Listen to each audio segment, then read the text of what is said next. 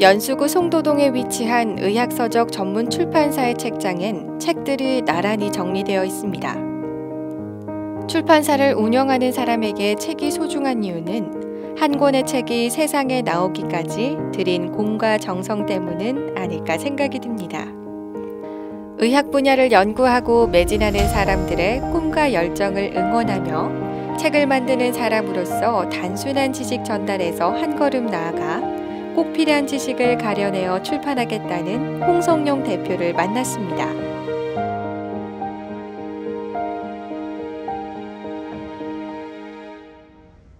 안녕하십니까. 저는 도서출판 대강의학을 운영하는 홍성용입니다. 학교를 졸업하고 출판사에 취업을 했습니다. 20여 년 동안 또 출판 영업을 하다 보니까 간호 쪽, 보건계열 쪽 책을 좀 만들고 싶다는 생각이 들어서 출판을 시작하게 되었습니다. 대학교에서 간호, 보건계열에 쓰이는 교재와 거기에 도움이 될 수 있는 레퍼런스를 만들고 있습니다. 일단 저자와 독자와 이렇게 조금 가교 역할을 할 수 있는 그런 출판사가 되었으면 합니다. 그래서 독자의 눈높이에 맞는 그런 저자의 그런 좋은 책이 나올 수 있도록 저희가 돕고 싶습니다. 대학교를 갔을 때 그 캠퍼스에서 학생들이 저희가 만든 책을 들고 이렇게 다니면서 품에 안고 다닐 때 그 모습을 봤을 때 참 너무 기뻤습니다. 그리고 또 저자분들께서 책이 굉장히 잘 나왔다라는 말씀을 해주셨을 때 굉장히 뿌듯함을 느꼈습니다. 지금 요즘에 초고령 사회를 우리나라에도 맞이하고 있어서 제가 치매책을 만들기 시작을 했습니다.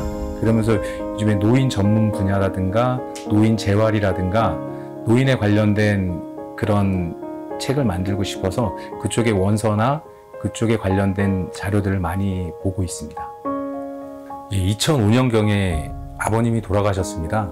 그리고 나서 어머니께서 좀 기억력이 굉장히 많이 안 좋아지심을 저희 가족들이 느꼈습니다. 그래서 어머님을 모시고 노인 전문병원에 가서 진단을 받았는데 뇌의 크기가 줄어들면서 치매 초기가 오셨다는 진단을 받았습니다. 그래서 거기에서 주신 약으로 이렇게 일상생활 하는데 좀 오랫동안 하실 수 있게끔 케어를 한번 하자. 그러셔서 그 약을 드시면서 치매를 또 잘 이겨내시는 줄만 알고 있었습니다. 아버지가 돌아가시고 힘드셨던 어머니는 치매 초기 진단을 받으셨다고 합니다. 고우시던 어머니는 점점 야위어지셨고 생기를 잃어가셨습니다.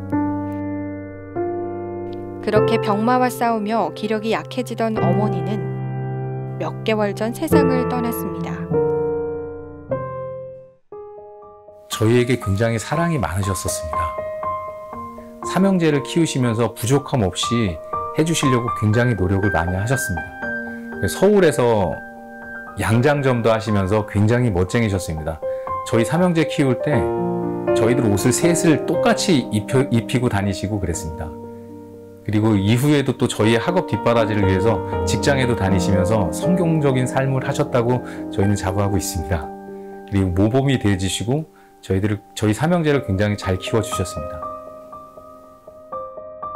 어머니께서 아버지가 돌아가신 다음에 아버지의 부재로 인해서 좀 스트레스를 많이 받으셨던 것 같습니다. 그래서 그 스트레스로 인해서 저희는 이제 위암이 왔다고 생각을 했습니다. 수술로서 그냥 완치 판정을 받았습니다. 그래서 케어를 계속 하는 중에 수술하고 났는데 이제 그 이후부터 굉장히 갑자기 급격하게 좀 나빠지시기 시작하셨습니다. 어머니께서는 저희 집과 바로 앞에 같이 사셨습니다.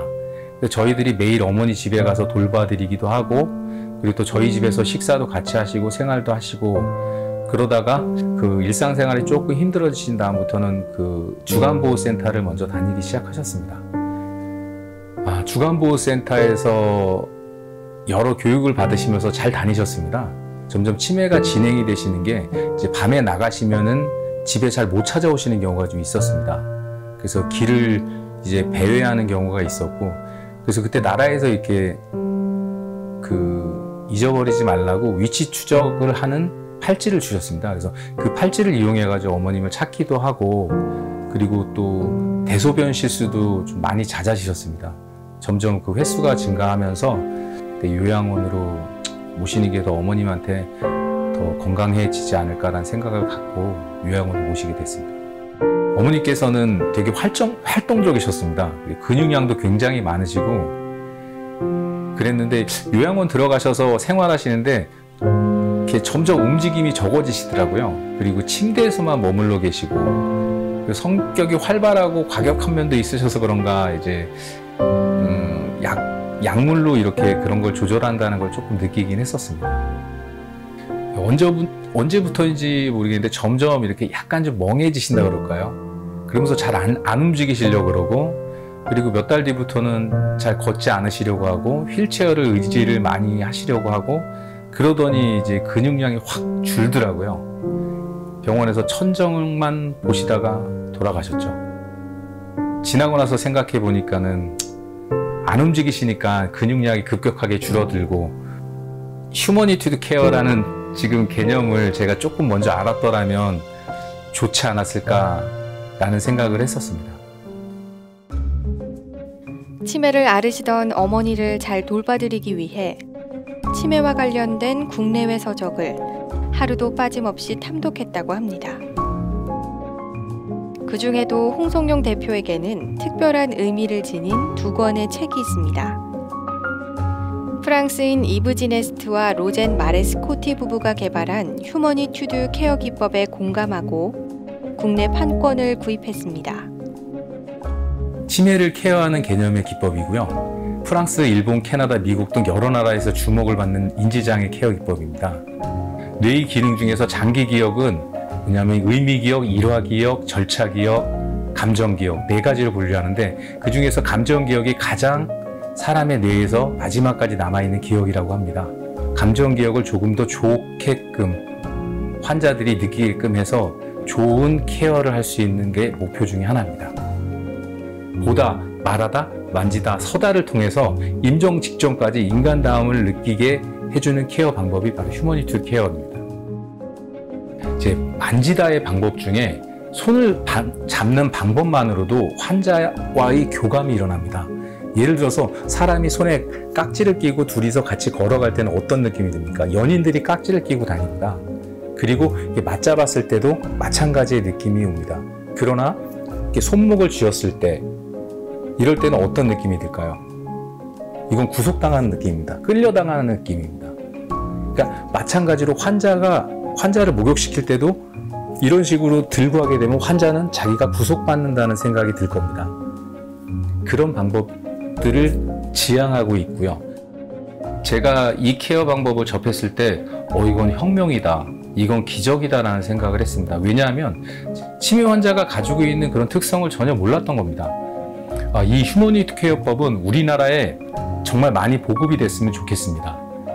솔직히 저도 이 휴머니티 케어를 보급하기 위해서 출간을 했습니다.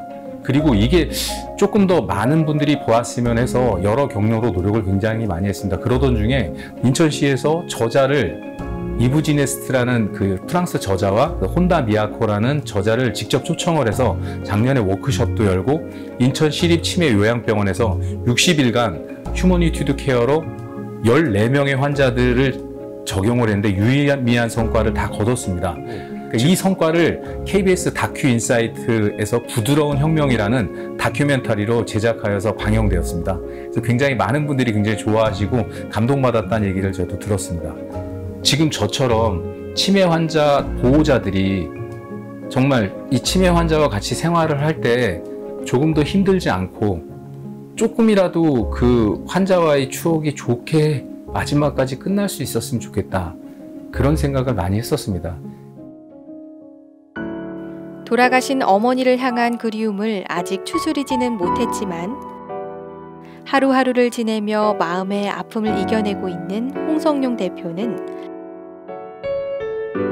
가족들과 함께 열심히 살아가며 다가올 미래를 그려봅니다. 솔직히 매일매일이라고 어떻게 얘기할 수도 있는데, 그러니까 집안에서 이렇게 좋은 일이 있을 때나 슬픈 일이 있을 때나 생각이 더 납니다. 아버님이 급작스럽게 돌아가셨을 때는 제가 그렇게 눈물을 많이 흘렸습니다. 그리고 정말로 그랬었는데, 근데 처음에 4월 달에 돌아가셨을 때는 어머님이 안 계시다는 것이 실감이 안 났고, 그리고 그래서 진짜로 어머님이 그냥 계실 것만 같고 그런 생각이 들다가 어느 날 아침에 혼자 이렇게 밥을 먹는데 정말 아무 감정 없이 눈물이 뚝뚝뚝뚝 떨어지기 시작하는데, 그 밥을 먹으면서 엄마랑 같이 밥을 먹고 싶다 라는 생각이 들었을 때 가장 그리웠었던 것 같습니다. 잘 몰라서 못 해드린 것도 있고 그래서 죄송하고, 그리고 너무너무 감사하고 고맙다는 말씀을 한 번 더 드리고 보고 싶다는 말씀도 지금 드리고 싶습니다.